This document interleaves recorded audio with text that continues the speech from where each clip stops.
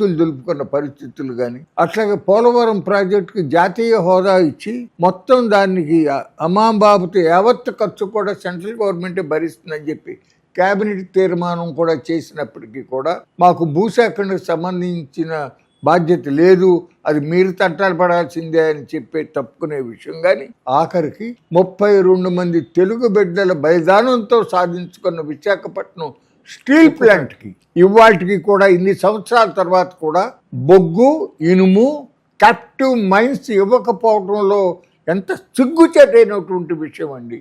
ఇవాళ దాన్ని ఎట్టాగొట్టా అమ్మేద్దామనే లైన్లే cabinet committee అనే ఎకనామిక్ అఫైర్స్ కేంద్ర ప్రభుత్వం ఈ మోడీ ప్రభుత్వంలో దాన్ని ఒక తీర్మానం కూడా చేసి 100% అమ్మేయటమే అనేటువంటిది పబ్లిక్గా చెప్పారు. 100% అమ్మేయటం కానీ లేకపోతే మూసేయటం కానీ చేస్తామని చెప్పి మాట్లాడితే వాటికి కూడా దానిపై సరైనటువంటి గట్టి పోరాటం రాష్ట్ర ప్రజల తరఫున రాష్ట్ర ప్రభుత్వం, ఈ చంద్రబాబు గారి ప్రభుత్వం కానీ అంతమంది జగన్మోహన్ రెడ్డి ప్రభుత్వం కానీ ఏమీ చేయట్లా.